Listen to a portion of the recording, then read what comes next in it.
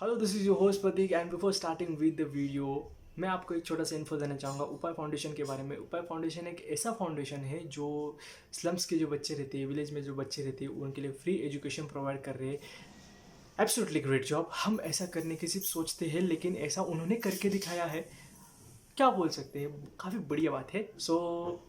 उनके साथ डीप में आज बात करेंगे। जो फाउंडर है इनके उपाय उपाय फाउंडेशन की, वरुण सर, तो इनके साथ हम आज बात करने वाले हैं। Absolutely great personality. आप भी देखेंगे, आपको मज़ा आ जाएगा। And this video is also sponsored by Keystone media and the fun collaboration with Upay foundation. तो चलिए शुरुआत करते हैं, आइए।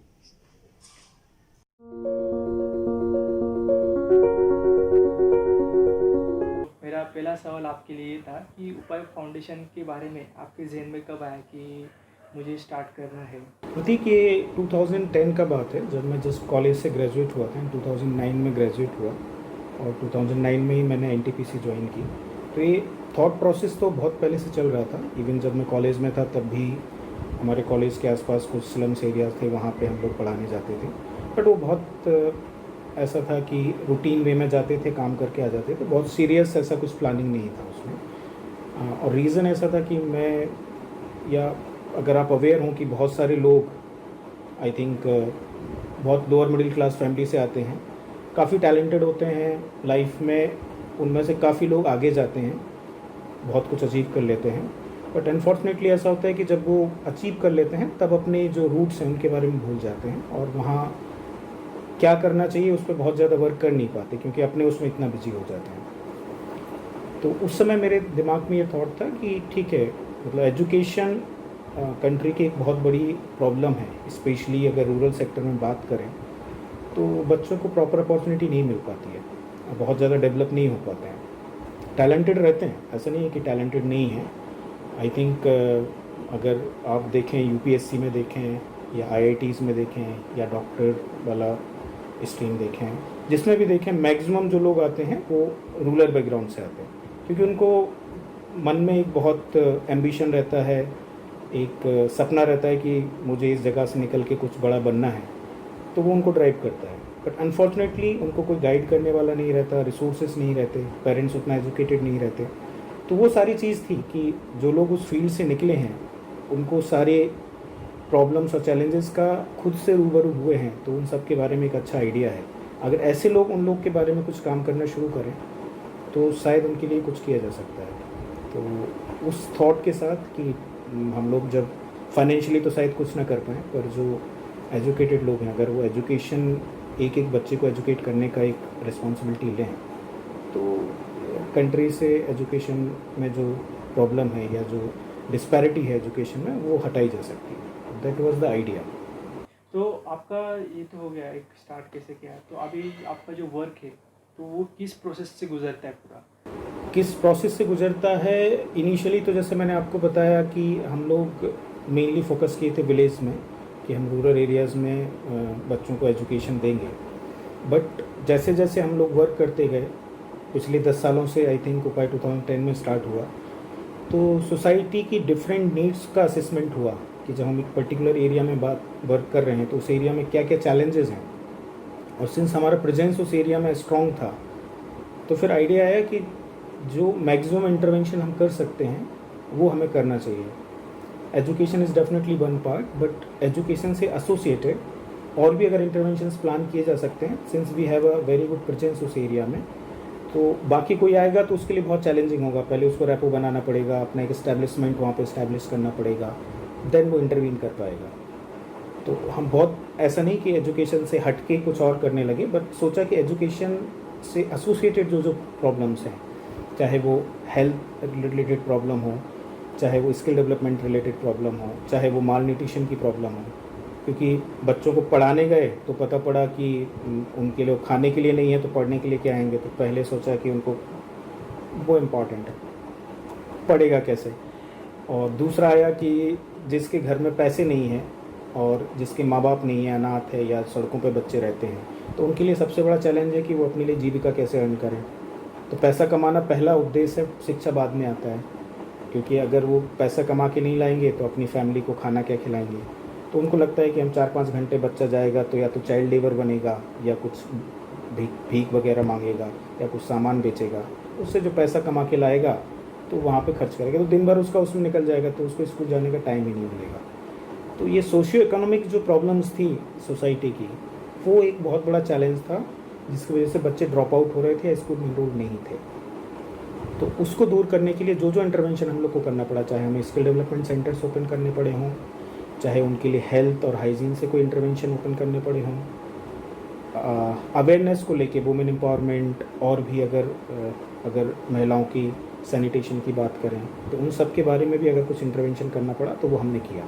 तो अभी हमारे ब्रॉडली चार कैटेगरीज़ में हमारा वर्क चलता है। एक एजुकेशन तो हमारा प्राइमरी फील्ड है, और उससे एसोसिएटेड एक फील्ड है वुमेन एम्पावरमेंट, स्किल डेवलपमेंट, और फोर्थ हम बोलेंगे हेल्थ एंड सैनिटेशन। तो ये 4 कैटेगरीज़ में ब्रॉडली हम लोग काम करते हैं। मतलब आप एक शॉर्टली छोटा सा स्कूल चला रहे हैं, उसका कोई रिवाज नहीं। हाँ, मतलब सिर्फ एजुकेशन का मतलब ये नहीं है कि उसको एक शिक्षा दे दिया, स्कूली शिक्षा दे दिया। एजुकेशन का मतलब उसका सर्वांगीण विकास होना चाहिए। द होलिस्टिक डेवलपमेंट जो बेसिकली मेन मोटो होता है किसी भी एजुकेशन का, हम थोड़ा सा उसको गलत तरीके से इंटरप्रेट कर लेते हैं एजुकेशन को।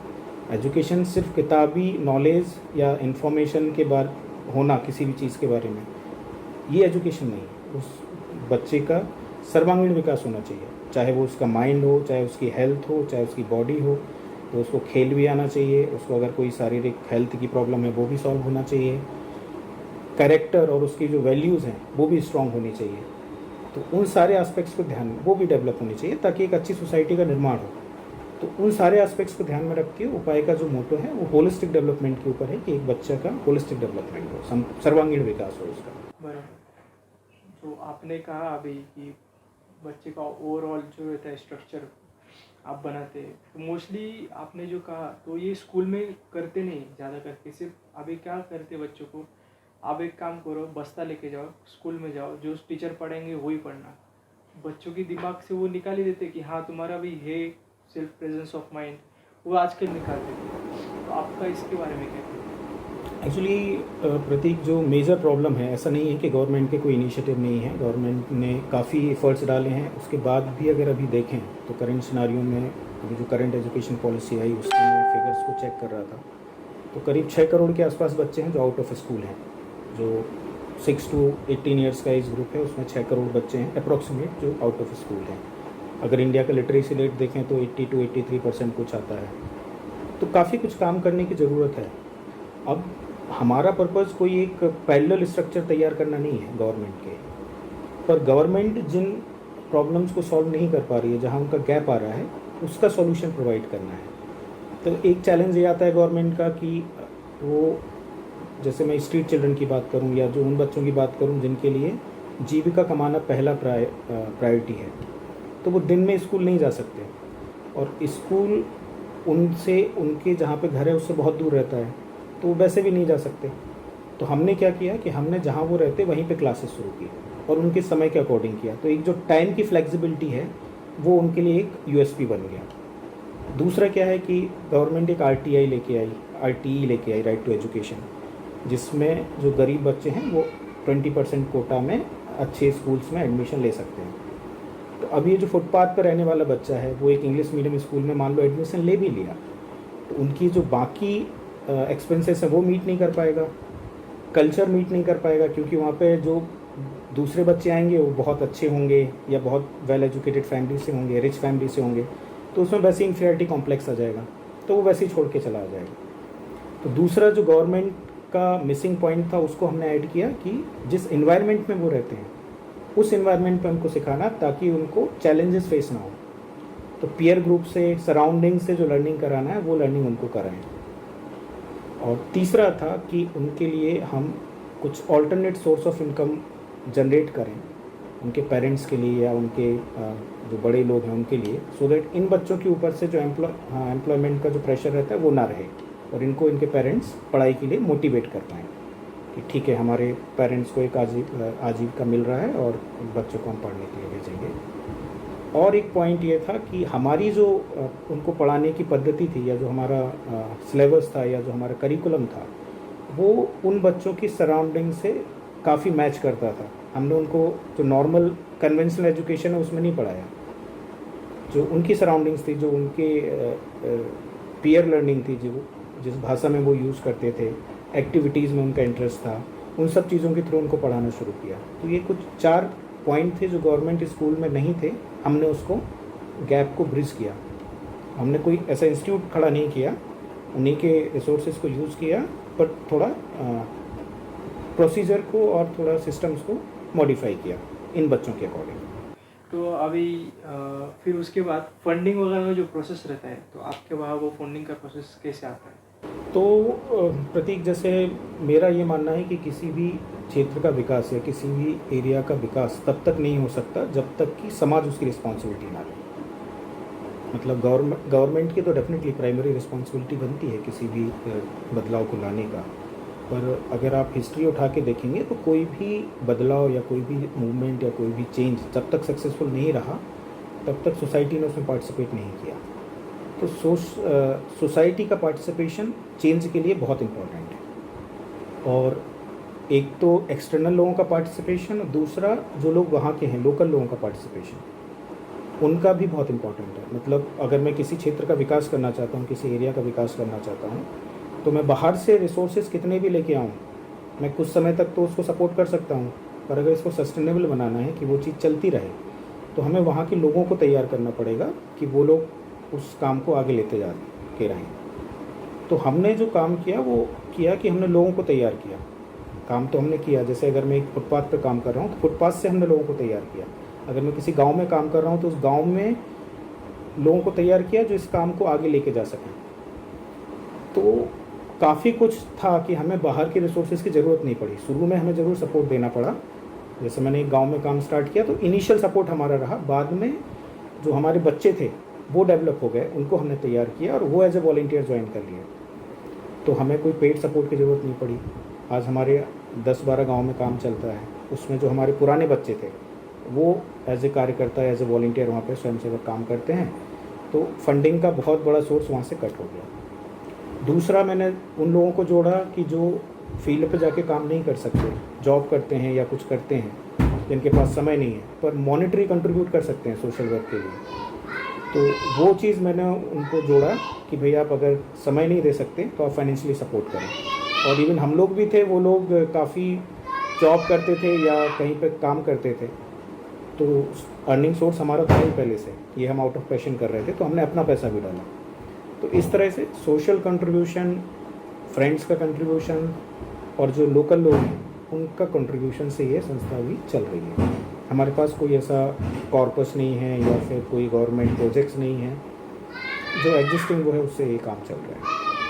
जो है उसी चीज़ का आप उपयोग कर रहे हैं, वो कहाँ कहाँ फैला हुआ है, मतलब कहाँ कहाँ तक रेंज गई है इसकी, सिटीज़ के बारे में, सिटीज़ गाँव? हाँ, तो हम लोगों ने स्टार्ट मौदा करके एक टाउन है नागपुर के पास, वहाँ से किया था। और उसके बाद हम लोग पास में नागपुर टाउन था, वहाँ पे स्टार्ट किए। नागपुर के बाद हम लोग दिल्ली में स्टार्ट किए, गुड़गांव में स्टार्ट किए, उसके बाद पुणे में स्टार्ट किए, बेंगलोर में स्टार्ट किए, और अभी रिसेंटली हमने एमपी में जबलपुर के पास एक गादरवारा है। टोटल कितने सेंटर्स हो गए सर? टोटल अभी 40 सेंटर उपाय रन करता है क्रॉस द कंट्री, और करीब 2000 बच्चों को हम लोग पढ़ाते हैं। 250 के आसपास वॉलंटियर्स का टीम है। तो ये हमारा अभी प्रेजेंस है। और अभी जो कोविड चल रहा है सर, कोविड एक बहुत बड़ा पैंडमिक है, हमारे लिए पूरे वर्ल्ड के लिए एक पैंडमिक बन चुका है। तो अभी इस सिचुएशन में आप किस प्रकार की सर्विसेज प्रोवाइड करते हैं? तो जब ये कोविड का सिचुएशन आया तो सिंस हम लोग एजुकेशन सेंट्रिक एनजीओ थे और इस टाइप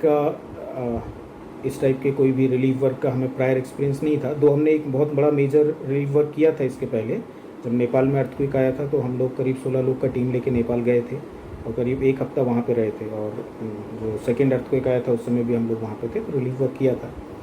तो एक चैलेंज था कि सिंस हमारे जो फंड्स थे वो एजुकेशन पर्पज़ के लिए थे, इन फंड्स को हम कोविड सपोर्ट के लिए कैसे यूज़ कर सकते हैं, वो एक चैलेंज था हमारे पास। बट देन फिर हमें जो हमारे बेनिफिशरीज़ हैं, अगर आप देखोगे तो हम गांव में काम करते हैं, फुटपाथ पे काम करते हैं। तो जो गांव में लोग काम करते हैं उनके जो बेनिफिशरीज़ हैं वो तो डेली बेस वर्कर्स थे। फुटपाथ पे जो काम करते हैं वो भिखारी हैं या फिर कुछ सामान बेचने वाले हैं। तो जब लॉकडाउन हुआ तो जो डेली वेज वर्कर्स थे उनका भी ख़त्म हो गया सोर्स ऑफ इनकम। जो फुटपाथ पे लोग रहते थे वहाँ पे मंदिर बंद हो गए, गुरुद्वारे बंद हो गए, तो उनका खाने का भी ख़त्म हो गया। तो बेसिकली 80% ऑफ आवर बेनिफिशरीज जिनको हम पढ़ा रहे थे, उनके पेरेंट्स, वो बहुत ही क्रिटिकल सिचुएशन में आ गए कि उनके लिए सर्वाइवल मुश्किल हो गया। तब हमने डिसाइड किया कि survival is more important. Education, जब ये लोग सर्वाइव करेंगे, बचेंगे, तो फिर एजुकेशन भी दे देंगे। तो फिर हमने अपना मैक्सिमम एफर्ट्स ये कोविड-19 रिलीफ वर्क के लिए डाइवर्ट किया और हम लोगों ने फंड रेजिंग की।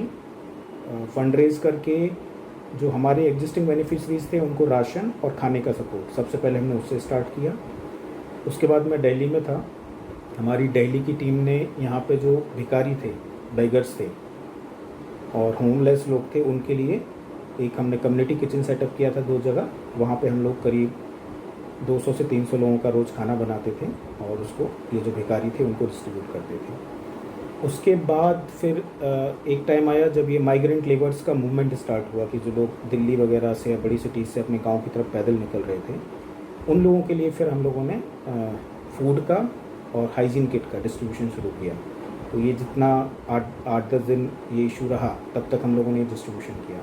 फिर हमने एक हेल्पलाइन नंबर भी शुरू किया था जो माइग्रेंट लेबर्स थे उनके लिए, जिसको राशन वगैरह का सपोर्ट हो, वो हमें फ़ोन करता था और हम उनको पैन इंडिया राशन सपोर्ट करने का ट्राई करते थे। करीब 200 से 250 कॉल्स पर डे हम लोग हैंडल करते थे। तो प्रतीक पिछले 4 महीनों में हम लोगों ने करीब 60,000 लोगों को सर्व किया है, 60,000, है ना। और करीब 25 लाख के आसपास हम लोगों ने इसमें स्पेंड किया है, जिसमें हमने राशन सपोर्ट दिया है, मास्क वगैरह डिस्ट्रीब्यूट कराए हैं, फूड का सपोर्ट दिया है, किसी को मेडिकल या ऐसी कोई ज़रूरत थी तो वो कराई है। तो हमारे सारे जोन्स, हमारे सारी सिटीज़, सारे सेंटर्स, सब जगह मिला के 60,000 लोगों को हम लोग अभी तक।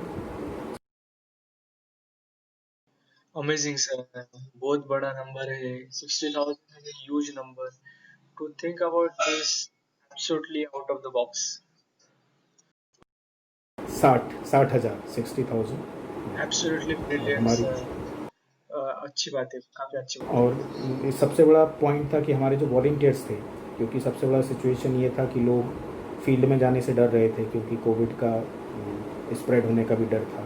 तो उन सब की परवाह ना करके हमारे वॉलंटियर्स फील्ड में गए, डिस्ट्रीब्यूशन किया। तो वो भी हमारी टीम ने एक बहुत बड़ा चैलेंज लिया। This great work done by them. Yes, तो टीम हमेशा उपाय में अगर देखा जाए तो this is a team work. हमेशा हमारी जो टीम है 250-300 लोगों की, फील्ड में वो लोग काम करते हैं। हम लोग तो ठीक है, एक गाइड करते हैं, आइडियाज़ देते हैं, बट रियल जो वर्क करती है वो अपनी टीम, वॉलंटियर्स की टीम काम करती है। बिना उनके उपाय पॉसिबल नहीं है। वो उनको कंट्रीब्यूशन इम्पोर्टेंट था, अकेले इंसान से कुछ होता नहीं। तो अभी एक सवाल आखिरी का मैं पूछ लेता हूँ आपको। तो आपका अभी जो यंग जनरेशन है, तो उनके लिए एक छोटा सा मैसेज आप क्या देना चाहेंगे? यंग जनरेशन को मेरा यही मैसेज है कि अगर हम आइडियली देखें तो हमें लाइफ में जो भी मिलता है, कहीं ना कहीं हम सोसाइटी को ओ करते हैं। दो हमें लगता है कि हमने सोसाइटी से कुछ लिया नहीं है, पर जिस कंट्री में हम पैदा हुए, यहाँ की एजुकेशन, किसी गवर्नमेंट स्कूल में पढ़े होंगे या गवर्नमेंट की किसी ना किसी उसका तो बेनिफिट हमने लिया होगा। तो वो पैसा टैक्स पेयर्स का पैसा है, वो हमारे उसमें इन्वेस्ट होता है। तो कहीं ना कहीं हमारी एक सोशल रिस्पॉन्सिबिलिटी बनती है कि हम सोसाइटी के लिए कुछ ना कुछ कंट्रीब्यूट करें। और मुझे लगता है कि हर एक person, specially India youth country है जहाँ 50% पॉपुलेशन यूथ है, और ये वो लोग हैं जो जॉब करते हैं, पैसा भी कमाते हैं और इधर उधर पैसा वेस्ट भी करते हैं। तो ऐसे लोगों को मुझे लगता है कि सोसाइटी में बहुत सारी प्रॉब्लम्स है और हर एक प्रॉब्लम्स का सॉल्यूशन इधर ही है, और हर पर्सन कुछ ना कुछ वे में ज़रूर कंट्रीब्यूट कर सकता है और कुछ चाहे तो कर सकता है। और आज की डेट में अगर हम ये सोचें कि हमें ऐसे लोग मिलें जो फुल टाइम सोशल वर्क में लग जाएं, तो ऐसे लोग मिलना बहुत मुश्किल है। एक दो लोग ऐसे होंगे जो अपना जॉब या अपनी फैमिली सब छोड़ के सिर्फ इस काम में लग जाएं, और प्रॉब्लम्स इतनी बड़ी हैं कि उन एक दो लोगों से तो सॉल्व होगी नहीं। तो यूथ को आगे आना चाहिए। ये जो पॉपुलेशन है, यंग पॉपुलेशन है, इसके पास एनर्जी भी है और आइडियाज़ भी हैं, अच्छे आइडियाज़ हैं, एजुकेटेड हैं ये लोग। और फाइनेंशियली भी सपोर्ट कर सकते हैं। तो ये जो देश में समस्याएं हैं, इनके कंट्रीब्यूशन में यूथ को पक्का आने जाना चाहिए। और अगर जो बदलाव हम समाज में देखना चाहते हैं, हम एक्सपेक्ट करते हैं कि हमारी कंट्री, हमारी सोसाइटी ऐसी दिखनी चाहिए, ऐसा अच्छी दिखनी चाहिए, तो उस बदलाव का हिस्सा हमें बनना चाहिए। उसके बदलाव के जो एफर्ट हैं उसमें हमें पार्टिसिपेट ज़रूर करना चाहिए। तो वो हमारा एक यंग जनरेशन को ज़रूर, और यूथ को यही मैसेज रहेगा कि be the part of change which you want to see in the world. आप बदलाव का हिस्सा बनो। मैं आशा करता हूँ कि आपका मैसेज हर किसी तक जाए। काफ़ी अच्छी सोच है आपकी। और एक मैसेज हमारे चैनल के लिए भी आपकी तरफ से। आपके चैनल के लिए मैं आपको यही मैसेज देना चाहता हूँ कि मुझे बहुत अच्छा लगा कि लोग, स्पेशली जब हम पॉजिटिविटी स्प्रेड करने की बात करते हैं, अगर आप आज कोई भी सोशल मीडिया उठा के देखिए तो इतना नेगेटिविटी दिखता है, और ऐसा लगता है कि शायद दुनिया में सिर्फ नेगेटिविटी है, पॉजिटिविटी ख़त्म हो गई है, और लोग होप छोड़ देते हैं। तो जो आप लोग हैं, जो पब्लिक को ओपिनियन फॉर्म करने का मौका देते हैं, उनको इन्फॉर्मेशन पहुंचाते हैं, तो पॉजिटिव इन्फॉर्मेशन भी उन तक जानी चाहिए कि सोसाइटी में सिर्फ नेगेटिविटी नहीं है, पॉजिटिविटी भी है, अच्छे काम भी हो रहे हैं, और उन अच्छे कामों से आप जुड़ सकते हो, उनका हिस्सा बन सकते हो। तो आपने ये पार्ट उठाया है कि आप NGOs को कांटेक्ट कर रहे हैं, उनकी स्टोरीज़ को, उनके वर्क को लोगों तक पहुंचा रहे हैं। इसका पर्पज़ पॉपुलरिटी या पब्लिसिटी नहीं है कि हम लोग को पब्लिसिटी चाहिए, क्योंकि वो मोटिवेशन हो नहीं सकता है। हमको तो 365 डेज़ काम करना है, एक दिन का पब्लिसिटी से हम लोग क्या ही कर लेंगे, तो वो मोटिवेशन कभी नहीं रहता है। बट हाँ, जब ये चीज़ स्प्रेड होती है तो लोग जुड़ते हैं, और बिना लोगों के तो काम हो नहीं सकता। काम, किसी भी काम को आगे बढ़ाने के लिए लोगों की ज़रूरत है, तो वो काम हम आगे बढ़ाएं। ऐसे ही आप हमारे और हमारे जैसे और भी लोगों की पॉजिटिविटी को आप स्प्रेड करते रहें। भगवान आपको काफ़ी सक्सेस दे इस एरिया में, आप ऐसे आगे बढ़ते रहें। ये मेरा आपसे मैसेज है, शुभकामनाएँ हैं। और न्यू एजुकेशन पॉलिसी पे आप कुछ बोल रहे थे कि आपको कुछ पूछना था।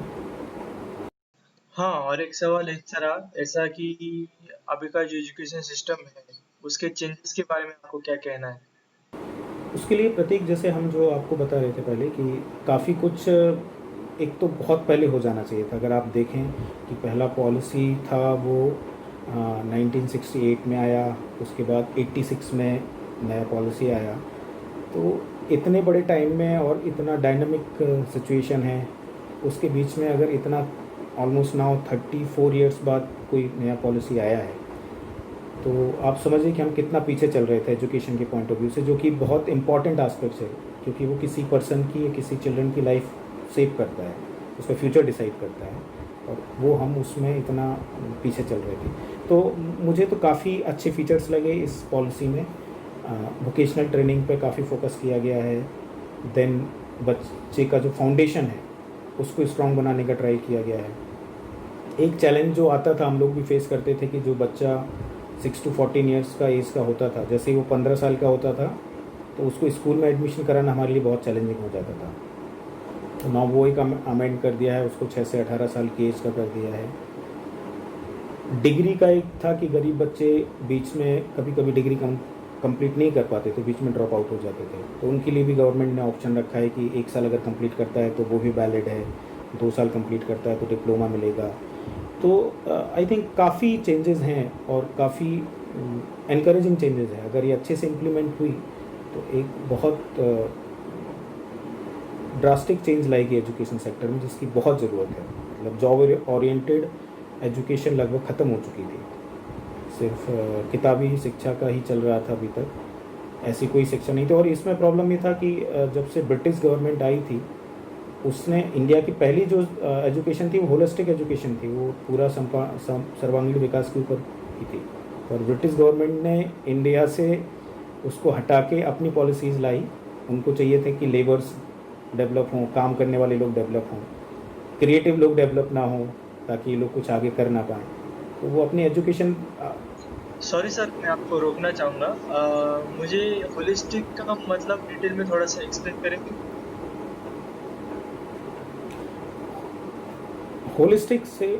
होलिस्टिक से मतलब है मेरा कि हम व्यवहारिक ज्ञान पे ज़्यादा वो करें, सिर्फ चीज़ों को सीखें नहीं। मेरा माइंड, जैसे बच्चा जब स्कूल में जाता है तो उसको रटने के ऊपर ध्यान ना दिया जाए, उसकी क्रिएटिविटी को इन्हांस किया जाए कि सराउंडिंग की चीज़ों को देख के उसकी सोच बढ़े, कि वो सोच पाए कि हाँ ये चीज़ ऐसे क्यों काम करती है, उसकी अंडरस्टैंडिंग बढ़े, मोरल एजुकेशन हो, उसका सोसाइटी का फैब्रिक स्ट्रॉन्ग हो। तो उस हिसाब से एक होलिस्टिक डेवलपमेंट जो होना चाहिए एजुकेशन का, वो मिसिंग था। अब वो इंक्लूड किया गया है कि अगर कोई बच्चा कुछ काम करना चाहता है तो 8वीं कक्षा से उसको वोकेशनल ट्रेनिंग दी जा रही है। तो ये बहुत बड़ा चेंज आई थिंक आया है एजुकेशन पॉलिसी में। तो इट्स मेरे ख्याल से जितना भी मुझे समझ है 10 साल में जो हम लोग एजुकेशन सेक्टर में काम किए हैं, उस समझ के बेसिस पर मैं कह सकता हूँ कि मच नीडेड पॉलिसी था। अगर प्रॉपरली इम्प्लीमेंटेशन, उस इम्प्लीमेंटेशन का इशू होता है, अगर इम्प्लीमेंटेशन प्रॉपर हुआ तो आई थिंक जो आने वाला यूथ है और उनका जो फ्यूचर है वो बहुत अच्छा होगा, स्पेशली जॉब फ्रंट पर। तो that's it from my side. Okay guys, so आपने यहाँ तक वीडियो देख लिया है। सो आपको कैसा लगा ये कमेंट बॉक्स में ज़रूर बताना। अगर आपको उपाय फाउंडेशन के साथ कांटेक्ट करना है तो मैं लिंक इंस्टाग्राम आईडी वगैरह सब डिस्क्रिप्शन में दे देता हूँ, आप उनसे जाके कांटेक्ट कर सकते हैं। एंड यार थोड़ा सब्सक्राइबर लाइक वगैरह बढ़ा दो, और शेयर वेयर मार दो। That's it for today and bye bye.